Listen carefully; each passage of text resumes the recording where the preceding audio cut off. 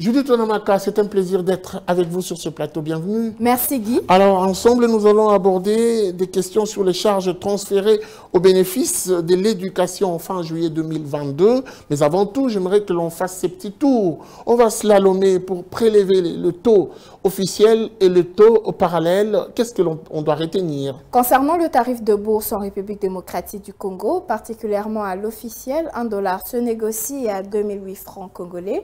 Un franc CFA revient à 3,09 centimes et 1 euro s'altère à 2031 francs congolais. Prenons à présent le marché parallèle. Nous avons pointé aujourd'hui le quartier Kimbangu dans la commune de Kalamou.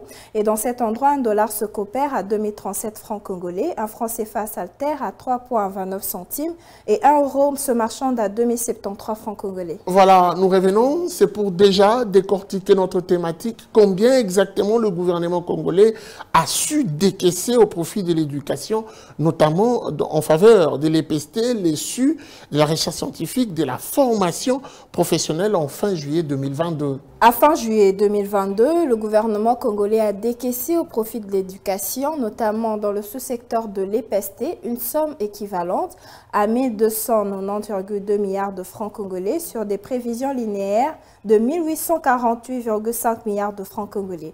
Le taux de réalisation a été de 69,7%. L'enseignement supérieur et universitaire a perçu 212,3 milliards de francs congolais, pendant que les conjectures linéaires étaient levées à 2033,6 milliards de francs congolais, en dégageant ainsi un tarif d'exécution de 90,8%. La recherche scientifique et innovation technologique a reçu 24,2 milliards de francs congolais, alors que les prévisions linéaires avaient été de 233,6 milliards de francs congolais. Sur base de ces chiffres, la cote de concrétisation a été de 10,3%. Enfin, pour la formation professionnelle arts et métiers, le Trésor public a déboursé 16,2 milliards de francs congolais, alors que les allocations budgétaires étaient de 37,9 milliards de francs congolais. Le taux d'exécution au cours de cette période s'est élevé à 42,7%. Comparativement à cette année, faisons un petit récapitulatif. Vous parlez de l'année passée. Combien exactement le gouvernement a décaissé pour ces 4 sous-secteurs du secteur de l'éducation? D'après le rapport mensuel sur les états de suivi budgétaire de la Direction générale des politiques et programmations budgétaires de l'année 2021, les charges transférées au bénéfice des différents sous-secteurs de l'éducation de janvier à juillet 2022, l'EPST a reçu 1073,6 milliards de francs congolais comparativement aux projections linéaires élevées à 1434,2 milliards de francs congolais. La cote de concrétisation s'est chiffrée à 74,8%.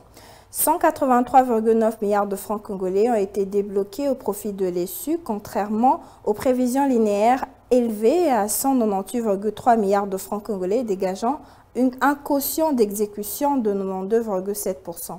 La recherche scientifique et innovation technologique a perçu 23,9 milliards de francs congolais, alors que les prévisions étaient de 46,8 milliards de francs congolais, en ressortant ainsi 51% comme taux d'exécution. La formation professionnelle arts et métiers a reçu 7,5 milliards de francs congolais au cours de cette période, pendant que les prévisions linéaires étaient de 29,9 milliards de francs congolais. Sur base de ces chiffres, il s'est donc dégagé 25% du tarif de concrétisation. Alors, on va se quitter avec cette question, Judith Onamaka, en parlant du budget général de l'année 2022. Quel a été le plan d'engagement budgétaire annuel au bénéfice de l'éducation? Je parle bien sûr de la République démocratique du Congo. Pour l'ensemble de l'exercice budgétaire 2022, le gouvernement congolais a prévu une somme de 2 818,9 milliards de francs congolais pour le sous-secteur de l'EPST, 400,4 milliards de francs congolais au profit de l'ESU, 101,1 milliards de francs congolais au bénéfice de la recherche scientifique et innovation technologique et 65,09 milliards de francs congolais